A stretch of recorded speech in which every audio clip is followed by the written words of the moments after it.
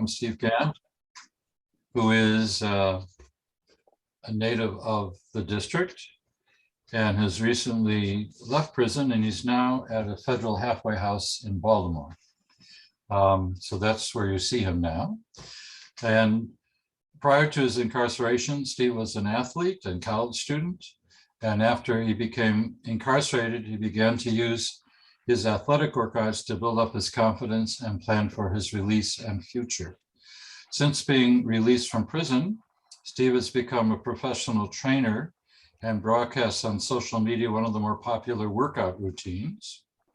Steve recently launched a mentor program working with young men to develop their emotional stability and awareness of toxic masculinity. Steve aspires to create pathways to mental and emotional health. So that's our little introduction. Yeah. So welcome, Steve. Maybe you could start by just saying where in DC you grew up and what was like growing up there. My name is Steve Gantt. I grew up in Washington, D.C., Northwest area, right by Dunbar High School on 5th Street. Mm-hmm. It was pretty, not, I wouldn't say difficult, it was fair. You know, you always had an option, you know, and I played sports. I was raised by a single mom, and, you know, made mistakes and did my time for the mistakes I made. Uh-huh. But it was fair. I went to Coolidge High School, graduated. I see. Graduate of Coolidge, yeah. Oh, I know where that is. Graduated from Coolidge. Uh-huh. And from Coolidge, I had a scholarship going to Vermont to play basketball. I majored in kinesiology. Uh-huh. So it was pretty fair.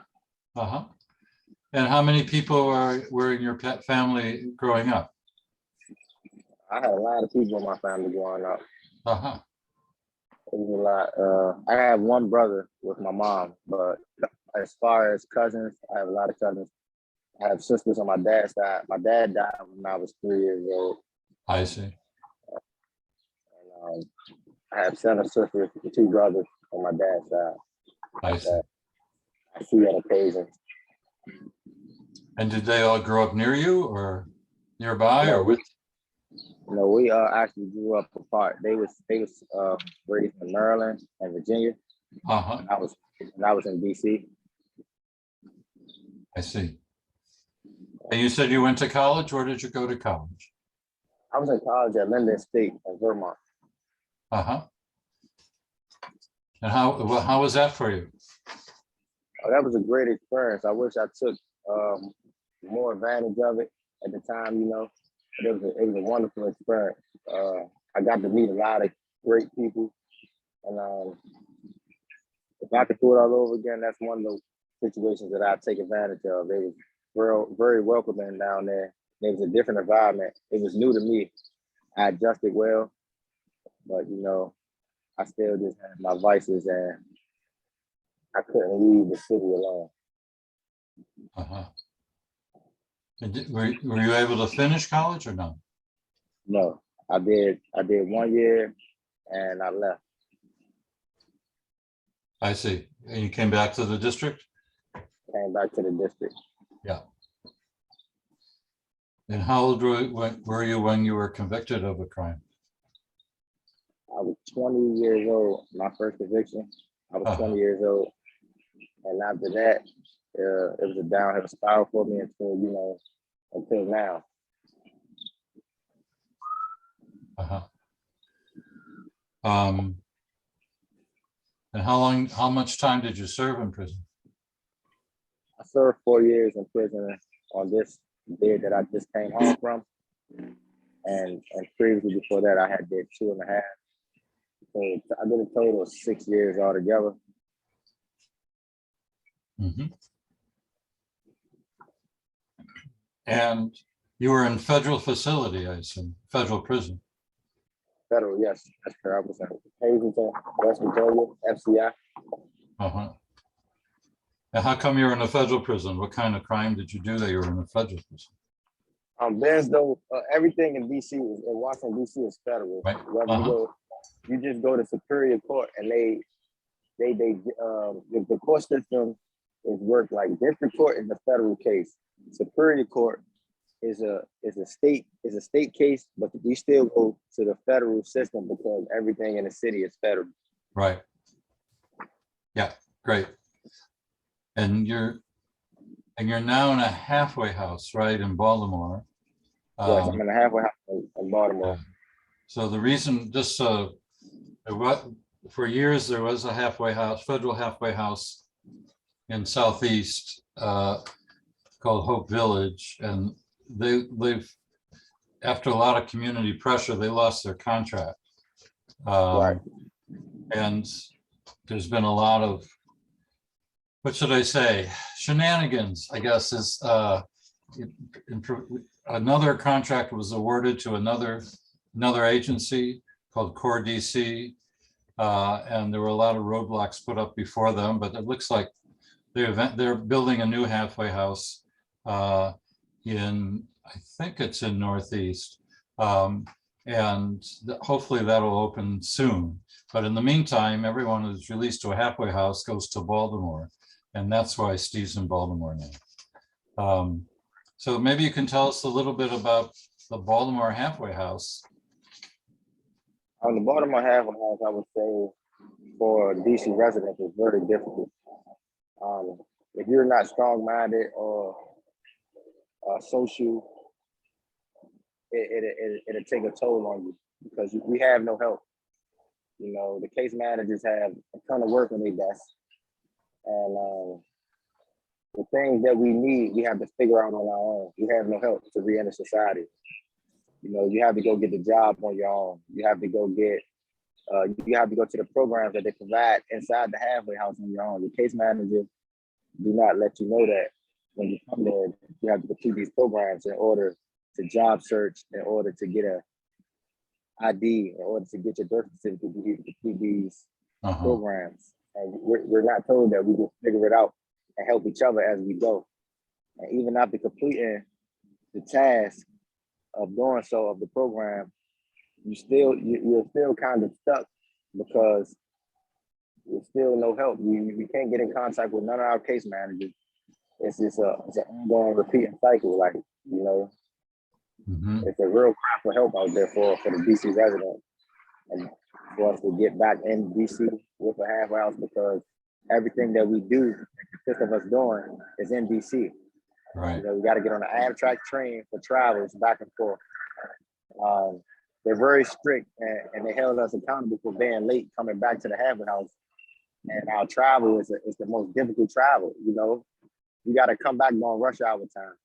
So if you're driving, if you're getting a ride back, you're stuck in traffic. If you're catching the train back, it's still kind of rush hour, and things are not moving accordingly. You're held accountable. So some guys they're so afraid to go back to jail and mess up. They'd rather just sit in the halfway house instead of going to get their ID or going to get a job or going to get these things that you need to re-enter society. Yeah. Yeah, I believe that. And how do you pay for the Amtrak train to Washington? How does that work? They're supposed to give you fare, but I haven't experienced it yet.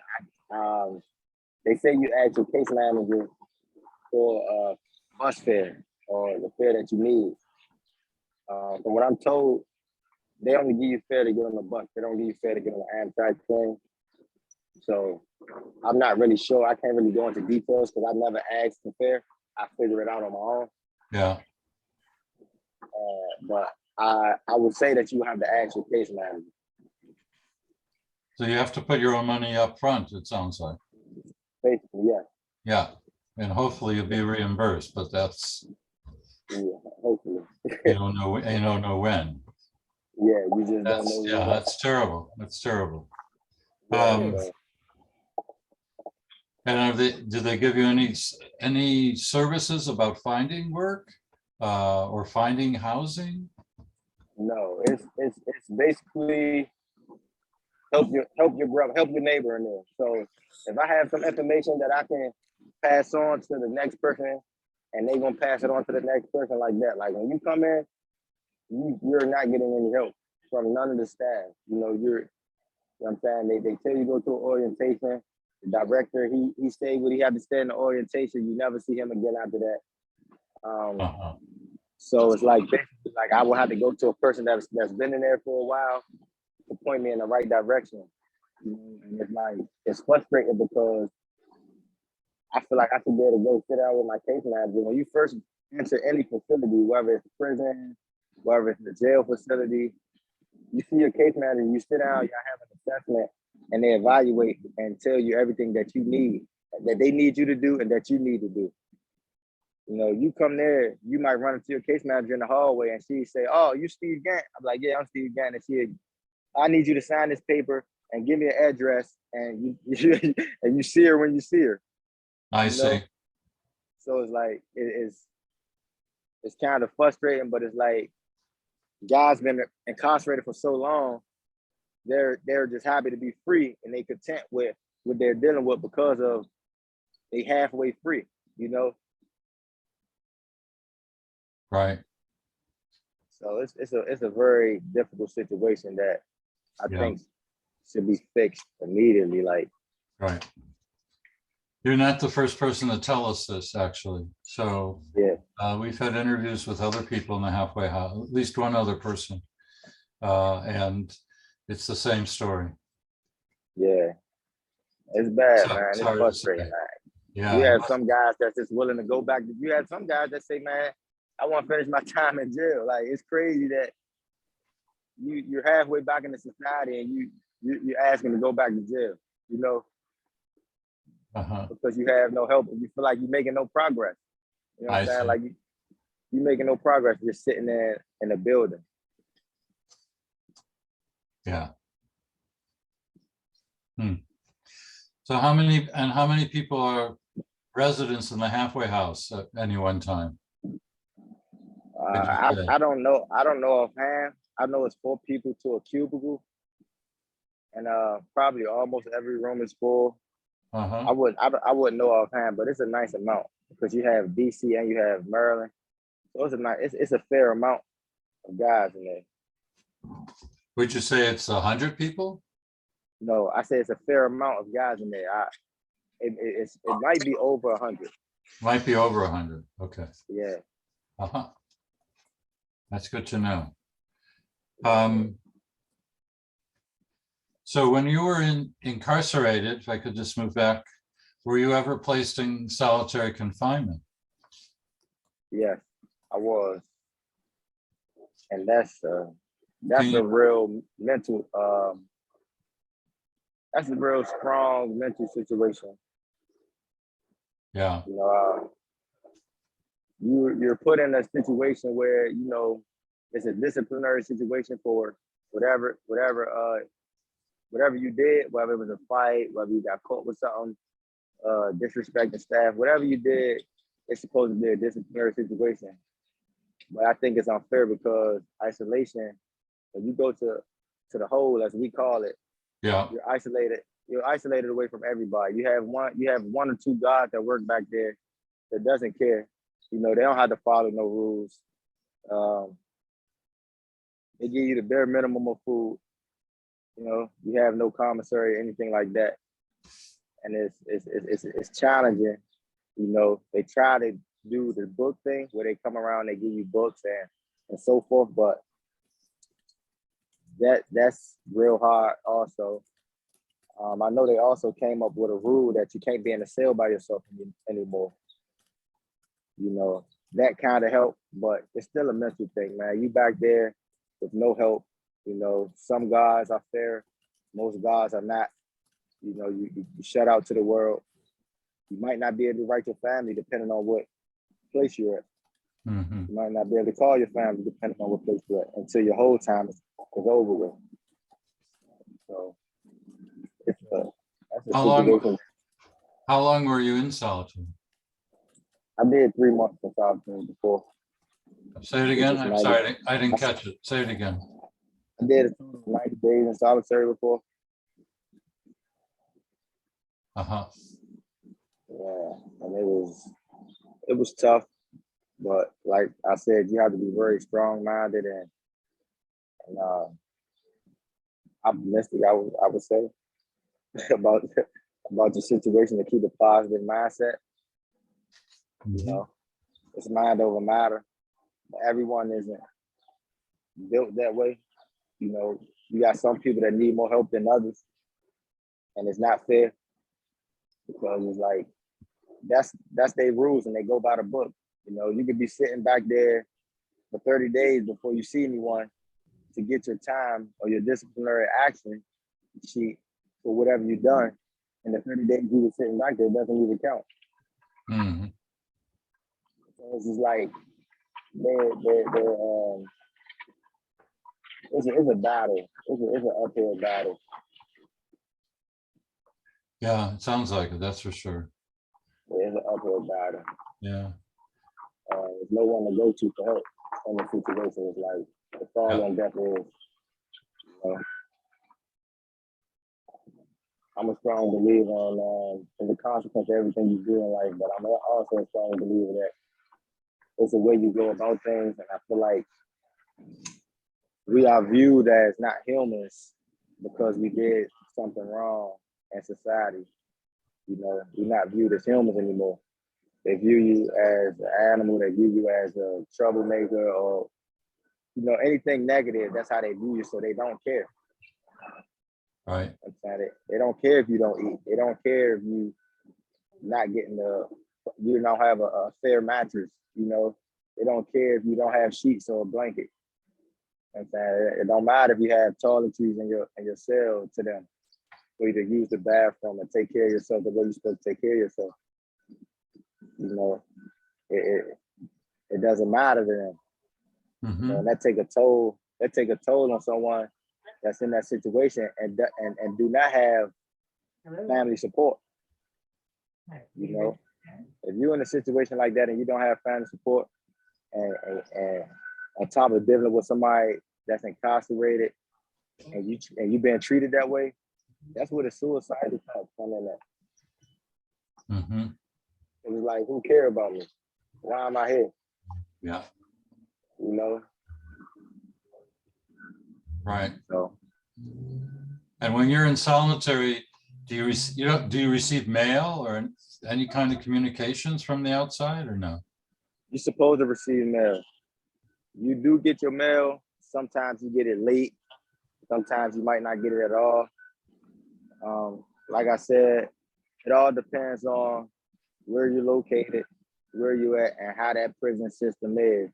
You know, there's never a time where I never heard of anybody say that they were somewhere where everything was good. You got some things better than others. You got some places they good with giving you your meal. You got some places they're not good at all. You got some places that's fair. So every spot is different, you know. Mm-hmm. Prison officials often say that solitary is essential to maintaining security in the prison. How would you respond to that?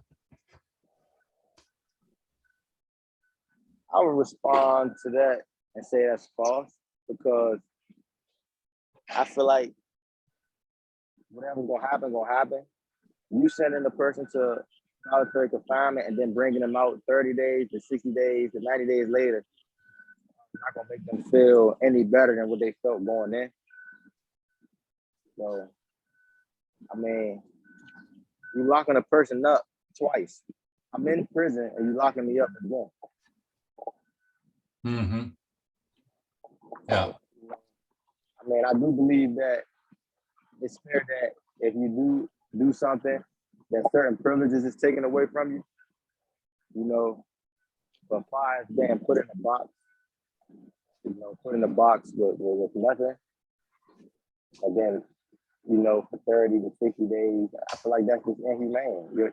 Everything that you have is in your room. So you're boxed in. Your shower is located in your room. You know, you got some rooms that flood because if you run the shower, it steam up, the water run all over your floor. So you're living inside of a tub. Mm-hmm. On top of the toilet's in the room, of course. So it's like you living in a bathroom for X amount of many days.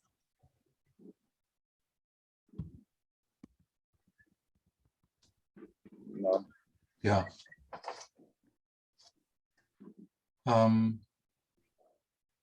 Did In what ways, if at all, did you experience racism in the prison system?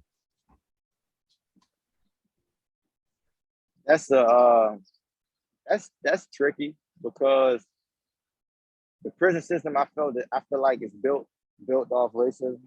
Whether you want to say it or admit it, everything is sectioned off. You stay with your own kind, and there's no way around it. As far as the staff will be staff. They're not. If it's the majority staff Caucasian, they're not gonna look at the Caucasians that's in prison as a favor. They get treated like prisoners. You know, you deal with more racism when you're dealing with when the inmates are dealing with each other. You know, and it's designed that way. You know, Black people sit at this table and eat lunch together. You know, Caucasians sit here. You have the Hispanics, they sit over there. And it's just designed that way. It's by design for us to profile each other and be separate, then to come together. And the prison system enjoy it that way because they got to identify the problems. So you're saying that the people who run the prisons, it's in their interest to have different groups separate. Right. Black people separate from Hispanic people, etc. Right. Uh-huh. They can, and you think they feel they can control the prison better that way? Is that it? Of course, that's what it's designed for. Mm-hmm. You could identify the problems faster. You know, there's a lot of positive to that for the system, for the prison system, for the people that work at the prison. You know, but it's not a positive for us. You know, you gotta look over your shoulder. You gotta be cautious. You know, very well mannered. Is a respect thing. Prison is built off respect. Respect my space. I respect your space. And it's like the slightest thing can get blown out of proportion. Because you got a lot of guys that come to jail, never been to jail, and you know, don't know no better. I done seen a guy come to jail before and he just sit wherever he felt like sitting to eat his food. Mm-hmm. And it almost started a riot, you know, just because he sat at the wrong table. But that's the mentality that guys have because they so possessive and brainwashed. Wow. So it sounds pretty difficult, that's for sure. it's very difficult. It's chess. You playing chess for how many years you have, how many months you have. It's definitely a thinking game. It's not a game, but it's a thinking situation. You got to think your way through the whole process because if you don't, it could cost you your life. It could cost you an eye. It could cost you, you know, medical attention. Yeah. It's dangerous. I like I say all the time, prison is the most dangerous place in the world. You know. Mm-hmm. Wow. Were you raised in church at all? Yeah, I have a church going family. I was raised in church. Uh-huh. What kind of church? It was a Christian church. It was a Baptist church. Baptist church. Yeah. Uh-huh. And it's a family church. My uncle here a minister. I see. And was your faith helpful to you while incarcerated and now? I wouldn't say it was my faith because I didn't really get into the religious thing on that side. Once I got older and got a mind of my own, I felt it was just me staying focused and doing something different that's gonna keep my attention, and that was reading, working out, learning new things, taking different classes that they offered at the time before the pandemic hit. Uh-huh. You know, and that was how I got through my time. It wasn't more so go to church, read your Bible, pray for me. Okay. So there were programs you took in while you were incarcerated. Is that what you said? excuse me, they did offer programs before the pandemic hit. Uh-huh. They did offer, you had different classes. You had CDL classes, you had maintenance classes, you had different types of classes where you could learn yourself something to take with you, get a certificate and take it with you. And I earned a few certificates, you know, and that's how I did my time. Some classes take 3 months to complete, some take 6 months. And that's how you knock your time down, occupy yourself with learning something. But when the pandemic hit, then that was it for classes. Huh? Yeah, that was it for classes. You was basically confined to yourself. You were locked down. Or, yeah, we was on lockdown a lot. It was the whole prison system. So it was like solitary confinement. I mean, all 3 meals was 8 in the cell. You come out, get you a shower every 72 hours. And it was an ongoing cycle for a few months until they stopped breaking it down, letting half of the people out direct for a couple hours and call their family, and then let the other half out and do the same. It was definitely a process. And did a lot of people get sick with COVID in the prison? Yes, they did. I caught COVID actually, but I didn't know that I had it until I was tested. But I caught COVID and it didn't affect me. You know, I guess that the COVID had different effects on people. Right. But I don't remember it causing any damage to me. I was still working out. I'm still moving around. You know, but I did get tested and I had it. Were people hospitalized because of COVID that you knew of? Yeah, people was hospitalized. I know people that passed away from it while I was incarcerated. And that took a toll also. That was like, because you don't know what's going on in the world. You watching the news, you see people passing, dying right in front of you.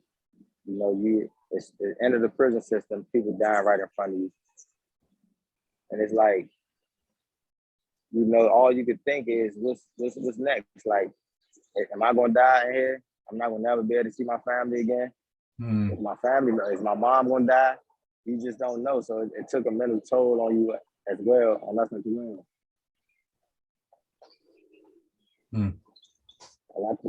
I think that the system didn't take it as serious, because you got a lot of guys that have 6 months to go home, 30 days to go home, and they just like, we want out 6 months with an overpopulated prison. You know, we want out 6 months instead of doing a smart thing and trying to lower the population and send these guys home on ankle bracelets or anything like that.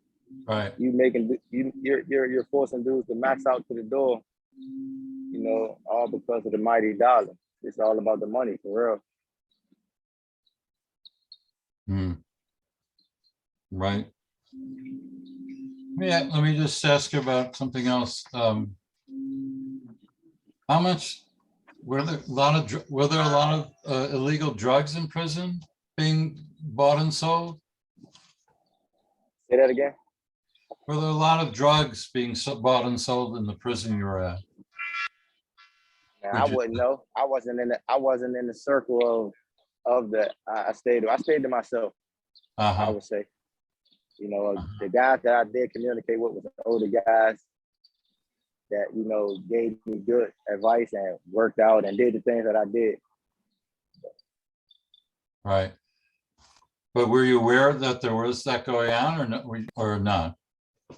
I mean, I was aware that guys was taking medication and different guys, they share their medication, you know, which you're not supposed to, but as far as anything that's coming in, I wasn't aware. Okay. You know, that's like the number one thing is mind your business in prison. So they take that serious. So I stayed in my lane, I mind my business, and I did what I supposed to do, you know. Yeah. Good idea.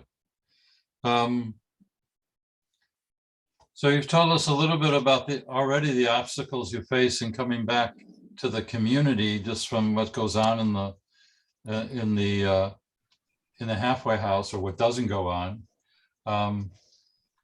So is it the fact that they just have so few social workers there in the halfway house? There's so few services there? I believe so. That's my opinion. I feel like they don't have enough staff there. Uh-huh. Because my case manager is actually a nice lady. She's nice, and you can tell she just got too much work on her desk. You know, and I tell her all the time, like, you have too much work to the point where you try to do a lot and you forget to do this for these 3 people, but you remember to do this for these 3 people. So I feel like they're understaffed, you know. Uh-huh. And I try to be fair to her and not put too much pressure on her.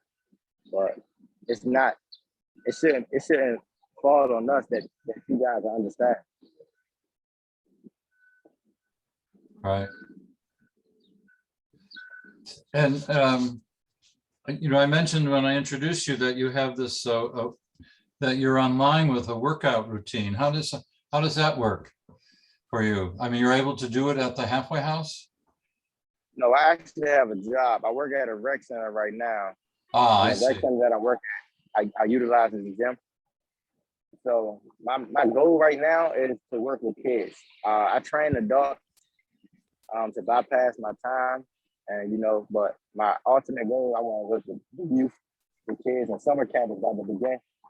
So I'll be having an hour with the kids every day of the week in summer camp, Uh-huh. and that's gonna be my it's gonna be my first hands-on with a group of kids. So it's a learning process for me, and I want to take the full advantage of it. Right. That sounds great. Any particular age groups of kids or what? I want to start at like at least 8 to 9 years old and up, Uh-huh. so they can understand. Because I don't just want to work out with the kids. I want to also have group conversations with the young men, you know, about life and how one mistake can cost you, you know, a lot, Right. and that, you know, what to stay away from, and, you know, guiding them in the right direction and showing them that, you know, you can turn your life around, you can make a mistake and fix it, you know. Right. But that's one of my major goals. I want to do a nonprofit and get the ball rolling with helping the youth in our city at an early age. Right. Oops. Oh, I just muted everybody. I didn't mean to. Stevie, you could unmute yourself. There was a lot of background noise coming in. If you could just unmute yourself, Steve.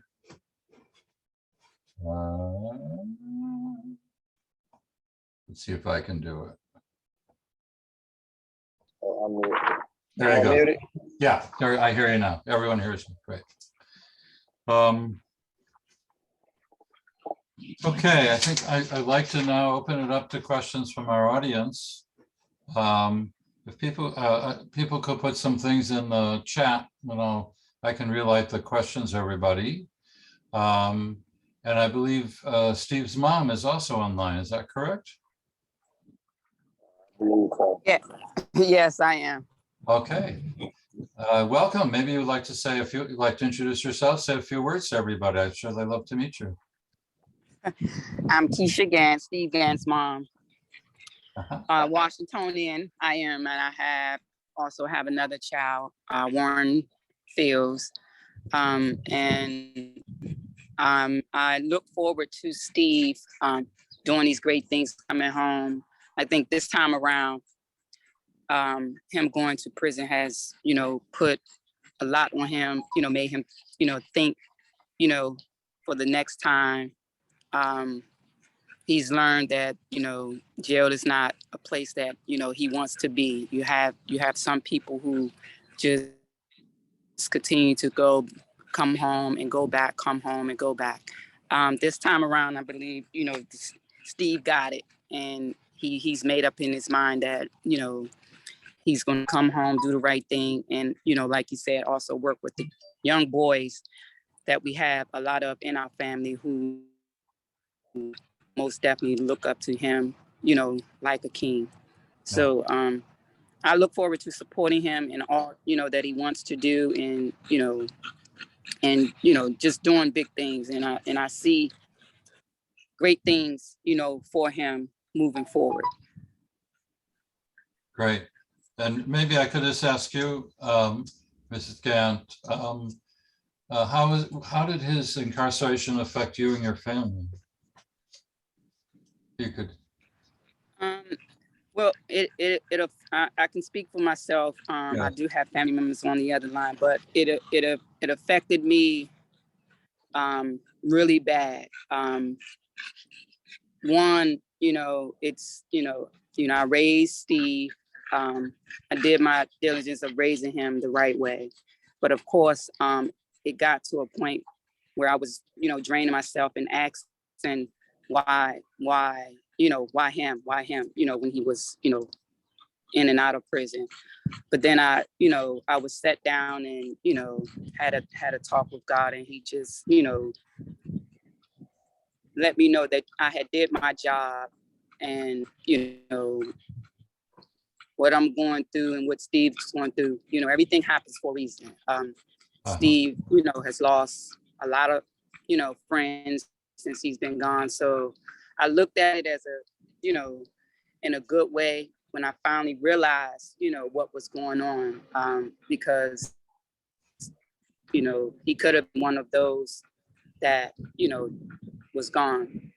So, like I said, I think he got it now, and he's home, and, he's staying away from the things that would allow him to go back to prison. Well, thanks for sharing that. Appreciate that very much. And we're very excited that Steve will be coming home soon for you and your family. Here's a question, Steve. One question is there anything you feel would have prevented your going to prison? And what do you feel would help make reentry successful? Anything that would have prevented me from going from prison, me being honest, I say no.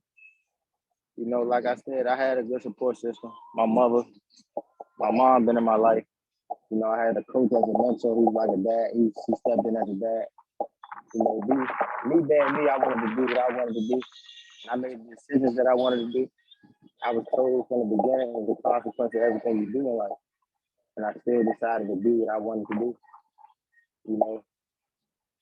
So we enter society, I know what I want to do. And I'm trying to believe that if I put the same energy into what I was doing wrong, until I want to do right, that I accomplish my goals. And what would help make reentry successful? What would help make reentry successful for me? Yes. I would say networking, meeting different people like yourself, and getting that assistance that I need and pointed in the right direction of who I need to talk to, to get things done. Different programs that can help me in the process.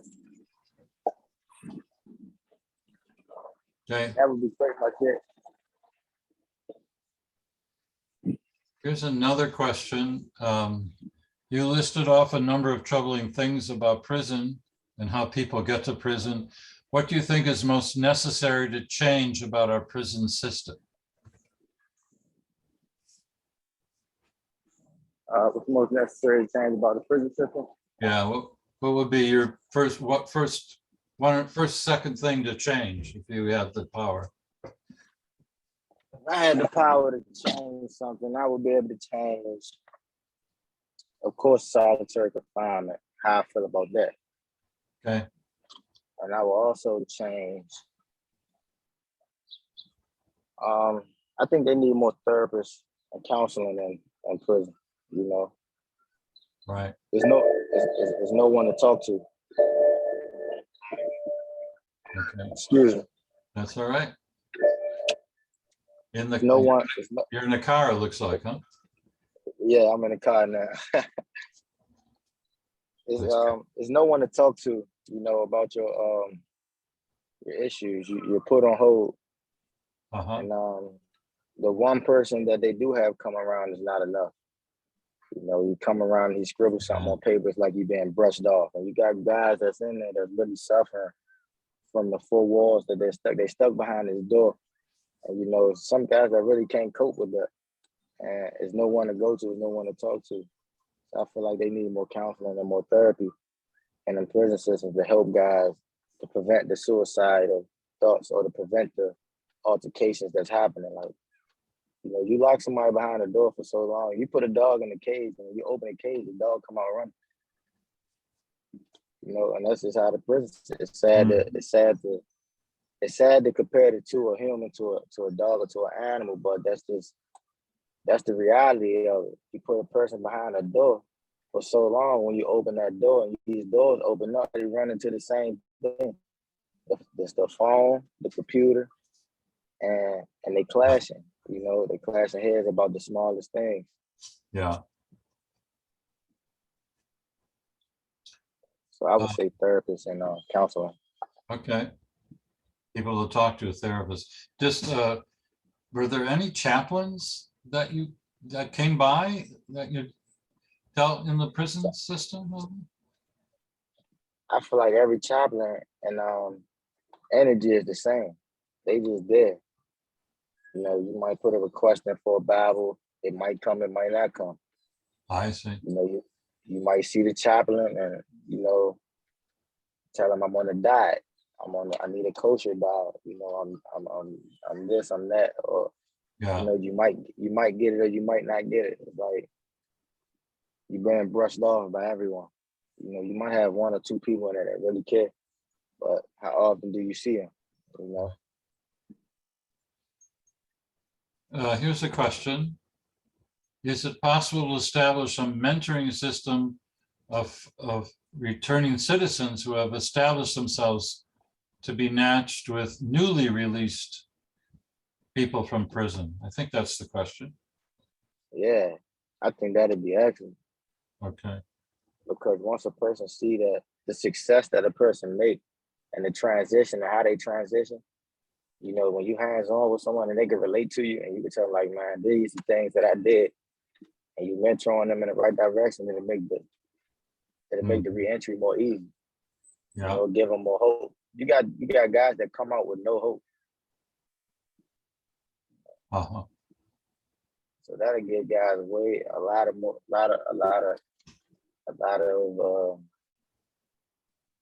they give them more hope to be successful and to do the things that they aspire to do. Right. Hope is certainly key, that's for sure. Here's another question.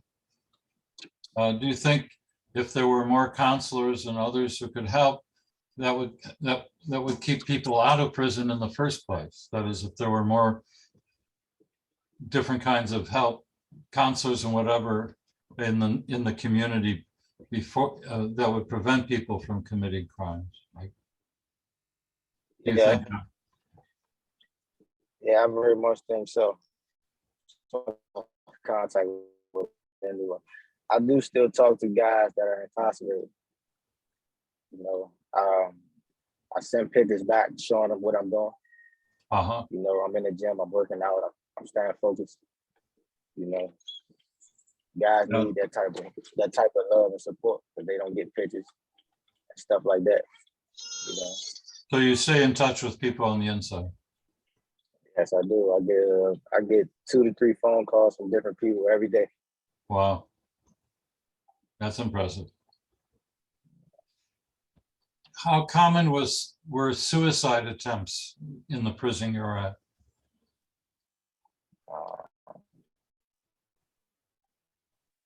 I wouldn't say it was common because when it do happen, you're surprised and it's a wake up call. It affected me to hear that somebody in jail because I'm not suicidal. you know. But you do have depression stages when you're incarcerated, you know, when holidays roll around, birthdays, things of that nature, you know. Mhm. I used to go into a deep depression mode because, you know, my family are close, so we do a lot together. So when Thanksgiving and stuff like that come, you know, I naturally feel some type of way, you know, and it affected me. But prison kind of make you emotionless. Mhm. That you things that you're supposed to have emotion about, you lose after a certain amount of time. You know, people pass away, you don't cry no more. Birthdays come up, you don't care no more. You know, stuff like that. So you start Yeah. second guessing yourself, like, what's wrong with you? Yeah. Hmm. Another question, how often were you allowed to exercise when you were incarcerated? And was there equipment that you could use to exercise? You're allowed to exercise as long as the jail Whoops. your access to exercise every day. You exercise every day, you kind of cut out for a moment. Yes, you're allowed to exercise every day. Uh-huh. Another question, what was the And hardest part of, they, what was the hardest part about leaving prison? the hardest part about leaving prison, Yeah. Was there a hard part leaving prison? I wouldn't say it was a hard part. It was a relief. Okay. It wasn't hard. It wasn't hard. I mean, I feel like I know what you're trying to ask, because you do have some guys that are incarcerated for so long that they're scared to re-enter society. They don't know Right. what they have ahead Yeah. of them. But I don't feel like I was at that stage. You know, one day is a lot of time, but I wasn't incarcerated long enough to get that mentality of fear of re-enter society. I Here's was another. anticipating it and I was excited about it. Mhm. Another question. Many of us care deeply about you and others who are facing these challenging situations. What would you suggest for us to do to help? Uh, I think a lot of stuff should be put on paper and sent off, a paper trail. You know, paper trail should be put out in the public of what's going on, because there's a lot of guys in there crying for help that can't get no help. There's a lot of guys in there that have no support. Right. You know, so I feel like once a paper trail or anything, it eventually had to get noticed. So pushed it to the courts, the Superior Court, the DC courts. You know, and whoever else need to go hand and need to get in front of to get recognized, because it's definitely a serious situation. Okay. Here's another question. Are there volunteers who come into the halfway house to provide any programs? Do you know of it? Does that happen? I was told there are, but I haven't seen them. Okay. I was told that there are people that come into the system, but like I said, the pack hit and it stopped a lot of things that normally do happen. And are you allowed access to the internet and other media? No, Not correct. Not currently. no, not now. Do I have access to the internet? Yes. Yes, I do have access to the internet now. I thought you was asking, did I have it access at in prison? In prison, you did not, I assume. No. Right. You Okay. have a computer that computer that they let you text from to your family. It's an email. It's used as an email, and it's no internet though. Right. Yeah, core links, right? Core links, right? Yeah. Okay. Okay, are there more questions or comments? Actually, if you want, let me just put everyone up on the screen myself. People want to raise their hand, I can, we can call on people if you want to say something to Steve or have another question. I could, if you like. Becca, you had something you wanted to say, Becca Gardner, I believe.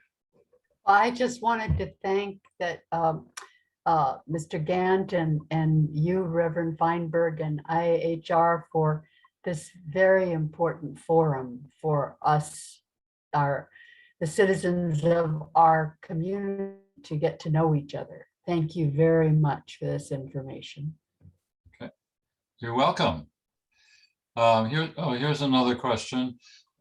Steve, do you have Instagram or YouTube where we can follow you? Do you know about that? Instagram is the th dot real REAL dot Cartier CARTIER. Maybe Brittany, could you put that in the chat? That would be great. Yes, Oh, there correct. it is. It's in the chat now. Okay, there's another thank you from Deb. Thank you so much for sharing your experience. No problem. Okay, was there one, Reverend Thompson, did you want to say one more thing? I have a question. Need to I unmute. just wanted to thank him. Thank you, Mr. Gantt, for being here today. I know you didn't have to do it, but you did. And I think what you share is helpful for others and all as well too. I really appreciate that. And I hope going forward that if there are things that you think would be helpful, that you will continue to share. So thank you so much for taking the time. And I really appreciate it. And I just feel like with your positivity, you're going to go really far. Thank you. I really appreciate you guys as well. Brittany, did you have something you wanted to say? Yes, I just wanted to say thank you to Ms. Keisha as well as Steve. I know Ms. Keisha plays a big part in Steve's life and his productivity. And I think I agree so much with what you said, Ms. Keisha. Steve definitely has returned to the community with a knowledge of who he is and the value that he has in his relationships. I know personally a lot of people look up to Steve, so I'm really, really happy and, just proud to know him outside of this space. But I really just wanted to take the time to thank you, because I know it's nobody that gets him through the day more than you and his brother and his family. And Steve, you have all my support. I was intentional about inviting you to this space because you've been intentional about wanting to better your relationships and networking and really staying on a conscious, clear path. So I really appreciate you trusting me today and showing up. And thank you, Ms. Keisha. And that's all. Thank you, Brittany. Okay, I think there are a number of thank yous in the chats, so that people can look at that. We will have more programs coming up. I would like to tell people about one program's coming up in August, and it's called the End of Isolation Tour, which we started to promote through our email newsletters, and you'll be receiving more information about it. But this is a tour. It's a group of people out of San Francisco, and IHR is one of the sponsors of the tour. They're going to 22 different cities, and they're traveling by their own bus and living out of this bus. And it's a company of people, of actors. They put on a play called The Box, And the box is all about solitary. It's written by an author named Sarah Sherd, who was in solitary herself. And this play will be put on in Baltimore on August 17th and 18th, and in the district on August 20 and 21st. In Baltimore, it's going to be at the Reginald Lewis Museum, and in the district, it's going to be the Anacostia Playhouse. And tickets will go on sale June 15th. Once we have the information about that, we'll be promoting that.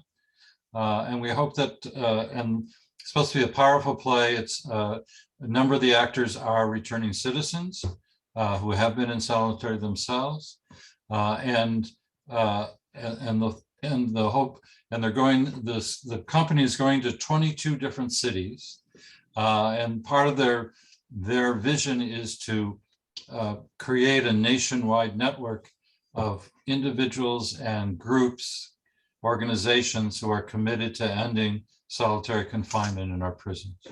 And so I hope that you support the play and by coming and attending it either in Baltimore or in Washington. We'll be sending you, don't worry, we'll be sending you more information about it as the summer goes on. So I just wanted to put that up. Andrew, did you wanted to say something? I see your hands up. Yes, first of all, thank you so much, Mr. Gantt, for sharing all the information that you shared with us today. This has been an incredible experience. It's really touched my heart and everyone that's present today. You're very articulate and you speak so beautifully and so honestly about things that are happening. And you have such a vision of how things can be better. I would certainly encourage you, in addition to teaching these children, to look in terms of where you can actually speak to the community, where you can speak to children, to go into school systems, to go anywhere that there are children, where young people can hear your story. You would be making such an incredible difference. You know, sometimes people go through such challenges in order to be who they are today. And I can see that the challenge of you being in a prison, although it was very difficult and it was horrible, I'm sure, it's made you the person who has strength, who's articulate, who can speak for the entire grouping of prisoners who've been incarcerated, gone through these difficult experiences, to be able to come out a better human being and to want to help those, to make sure they don't go in that way. You also can raise consciousness about the prison system in general. And who better to do that than somebody like you, Mr. Gantt. Thank you so, so much. Thank you. Very much appreciate that. Thank you, Andrew. Thank you. Okay, thank you, Steve. We'll be in touch, and we hope that we wish only the best for you and your family. So Thank you. I look forward to talking to you again. Yeah, may God continue to bless you. You as well. Thank you. Thank Okay. you again. Thank you, everybody.